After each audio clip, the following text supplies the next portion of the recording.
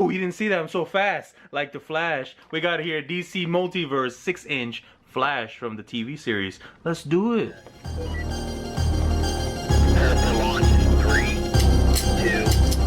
Alright, welcome back to another video, guys. We got here DC Comics Multiverse, The Flash, based on the television series on the CW.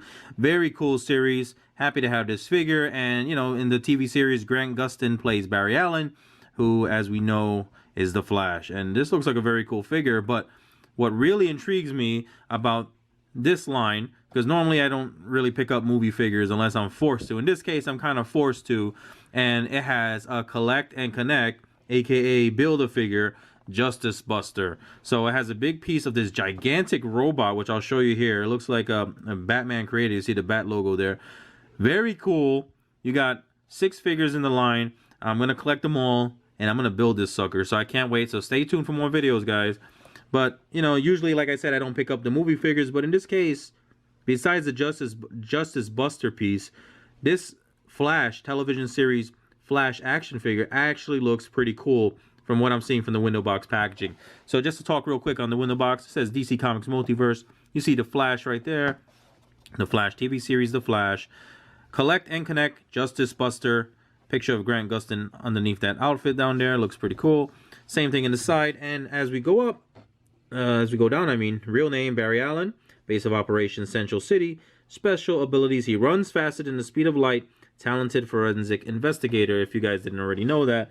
You see the other figures down the line, Justice Buster, and they give a quick little synopsis here or bio as to why the DC Comics Multiverse line exists.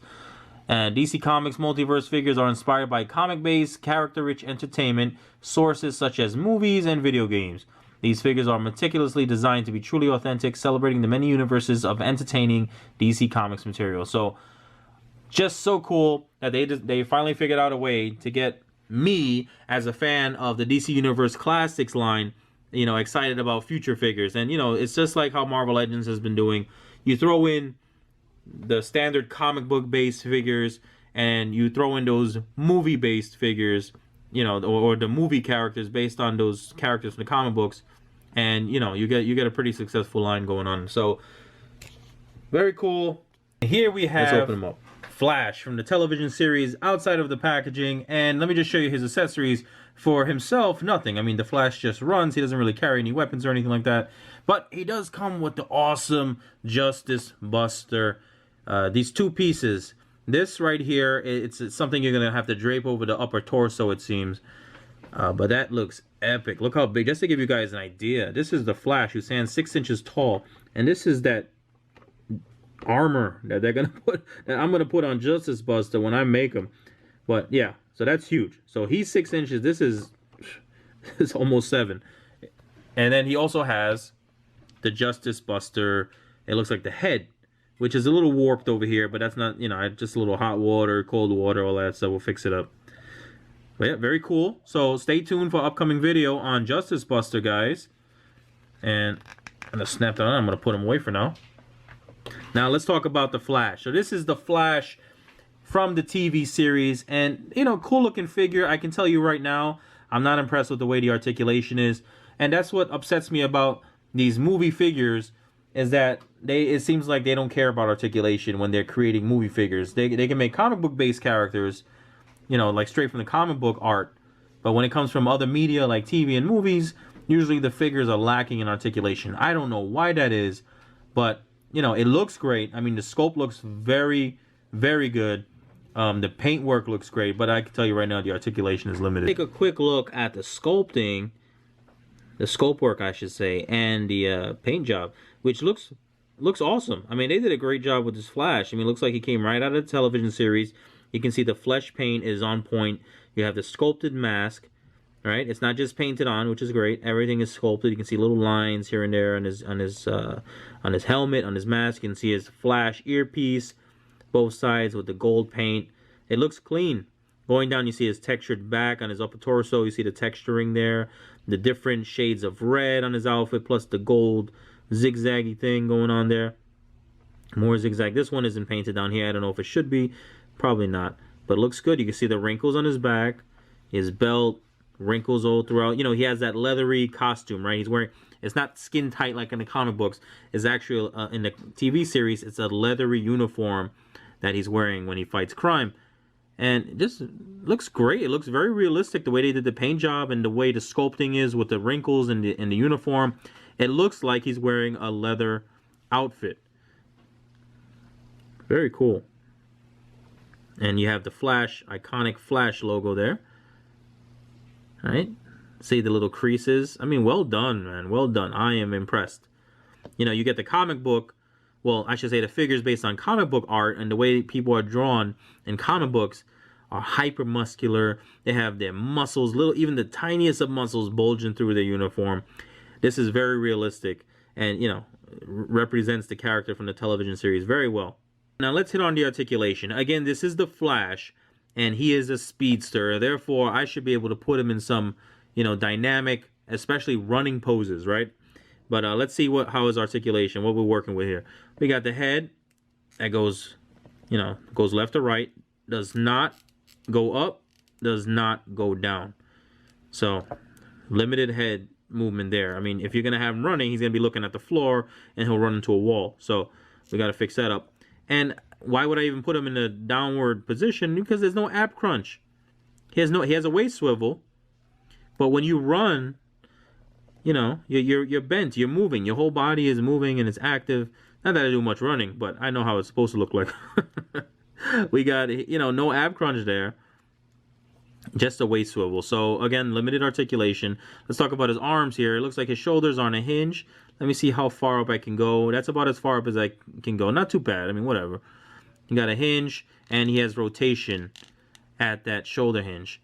He has rotation at the elbow, and he has a bend, a single jointed elbow. So now we have the hands, which have rotation at the hands, but I don't see any hinge. So no hinge at the hands. So, you know, again, limited. So let's go into the lower body. Now he has more action going on here. His legs, well, not much action, but his legs, check this out. So he can do somewhat of a split, you know, not all the way, but at least there's range of motion there and there's some movement, whereas he's you know, not as flexible up top. And besides the leg going, let's say, to the side, he has a little joint here. Looks like a T. I'll call it a T joint. Let's go to the side like that. Boom. So he's not a martial artist, but he has some flexibility. And he can do the Van Damme splits. Oh, my goodness. Where are my two chairs? Let's put it down. Let's not pull a groin or anything like that. He has a thigh swivel. So I see very impressive articulation thus far going from the waist down. And he has a single jointed knee, which isn't too bad. I'm not complaining about that. It's fine. You don't always need a double jointed knee, but single joint, as long as you have articulation in the knee, I'm happy, you know. Now he is limited down here. He just has a ankle hinge, which is great, but there's no ankle rocker, so there's no pivot there. It doesn't really move side to side. So his stances are going to be pretty much, you know, close together. Well, let me see if I could get him in some poses for you guys. I also wanted to point out on the head, you know, the eyes are painted very well. Like, I don't know how well the likeness is next to Grant Gustin.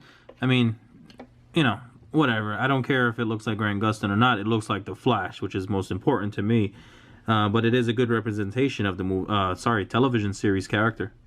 All right, so being the articulation the way it is, thankfully, the hip articulation is fantastic. And he does have that range of motion where he can almost do the splits, the James Brown split. So we got a decent running pose here. You know, unfortunately, there's no ab crunch, so we can't really get it when he's really, really going at super speed, Mach 25 or whatever the heck it is. But not a bad, it looks a little funny, the running pose, you know, being upright when you're running super fast.